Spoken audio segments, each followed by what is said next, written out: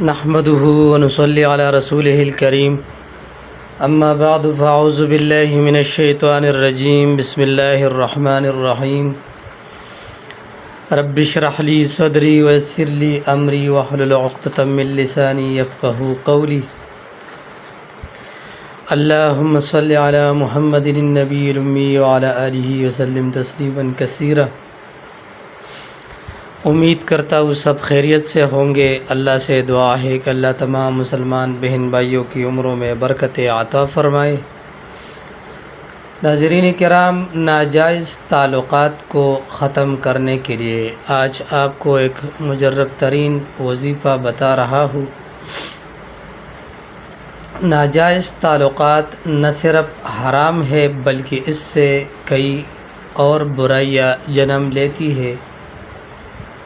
سب سے پہلے یہ بات یاد رکھے کہ اللہ جس کو ہدایت دیتا ہے اس کو کوئی گمراہ نہیں کر سکتا، اور جس کو گمراہ کر دیتی ہے اس کو کوئی ہدایت نہیں دے سکتا۔ اللہ رب العزت تمام کائنات کا اکیلا ہی بادشاہ ہے۔ اللہ جس کو چاہے ہدایت دیتا ہے، جس کو چاہے گمراہ کر دیتی ہے۔ بہرحال اگر کوئی شخص خود کسی سے ناجائز تعلقات میں جکڑا ہو، یا اس کے بھائی یا گھر کے کوئی بھی فرد ناجائز تعلقات میں جکڑے ہو، تو اس کو ختم کرنے کے لیے آج آپ کو ایک مجرب ترین عمل بتا رہا ہوں۔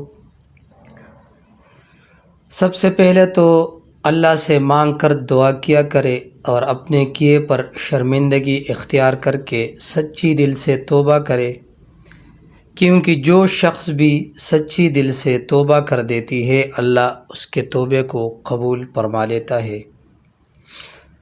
تو جو شخص بھی سچی دل سے توبہ کرے گا انشاءاللہ العزیز اللہ ہدایت ضرور نصیب کرے گا۔ اور نماز عشاء کے بعد ان کلمات کو 105 مرتبہ پڑھ کر دعا کیا کرے۔ وہ کلمات کون سی ہے؟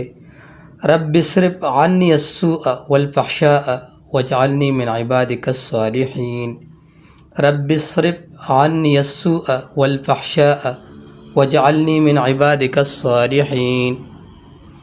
ان کلمات کو نماز عشاء کے بعد 105 مرتبہ پڑھ کر دعا کرے۔ انشاءاللہ العزیز اس کی برکت سے اللہ رب العزت ناجائز تعلقات ختم کرے گا اور اللہ رب العزت ہدایت نصیب فرمائے گا۔ مزید ویڈیوز کے لیے میرے چینل کو ضرور سبسکرائب کرے اور ویڈیو کو آگے ثواب کی نیت سے شیئر کرے تاکہ اور مسلمان بہن بھائیوں کو فائدہ پہنچے۔